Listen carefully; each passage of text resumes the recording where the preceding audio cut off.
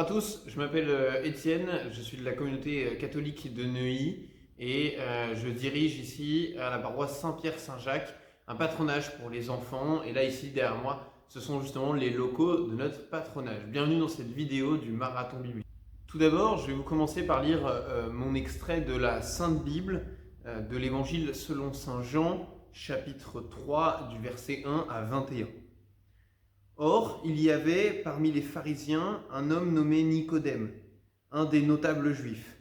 Il vint le trouver de nuit et lui dit : « Rabbi, nous savons que c'est de la part de Dieu que tu es venu en docteur, car nul ne peut faire ces miracles que tu fais si Dieu n'est pas avec lui. » Jésus lui répondit : « en vérité, je le dis, nul, s'il le naît d'en haut, ne peut voir le royaume de Dieu. » Nicodème lui dit : « Comment un homme déjà âgé peut-il naître ? Peut-il entrer une seconde fois dans le sein de sa mère et naître ? » Jésus répondit : « en vérité, je te le dis, nul, s'il ne naît de l'eau et de l'esprit, ne peut voir le royaume des cieux. Ce qui est né de la chair est chair, et ce qui est né de l'esprit est esprit. Ne t'étonne pas si je t'ai dit, il faut que vous naissiez d'en haut. Le vent souffle où il veut, et tu entends sa voix, mais tu ne sais d'où il vient ni où il va.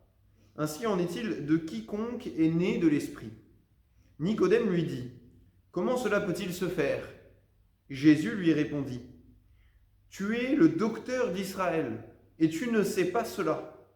En vérité, je te le dis, nous parlons de ce que nous savons et nous attestons de ce que nous avons vu, mais vous ne recevez pas notre témoignage.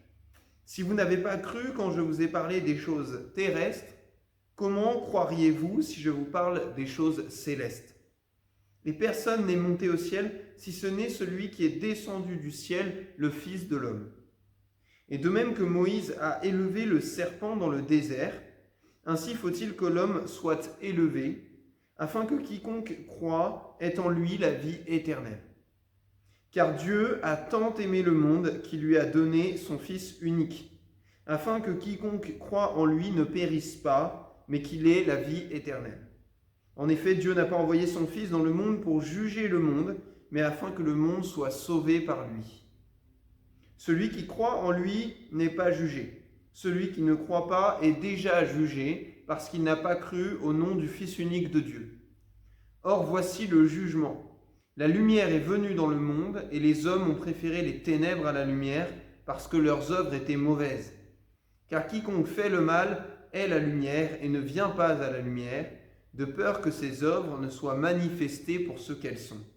Mais celui qui fait la vérité vient à la lumière, afin qu'il apparaisse que ses œuvres sont faites en Dieu. » Dans cet extrait biblique, Jésus parle avec Nicodème, qui est un sage, un pharisien, un docteur parmi les Juifs.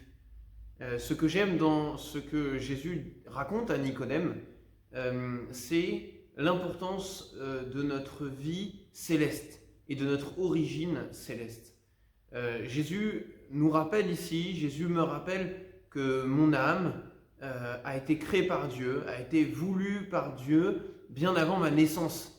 Et que finalement, mon existence n'est pas d'abord terrestre, n'est pas d'abord une existence physique, mais avant tout une existence qui est voulue par Dieu. Et une existence qui est un acte d'amour d'un Dieu créateur.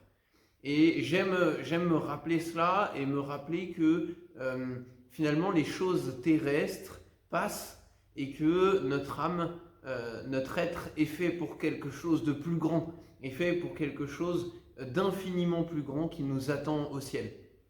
Et Dieu qui a créé notre âme veut qu'on le rejoigne au ciel.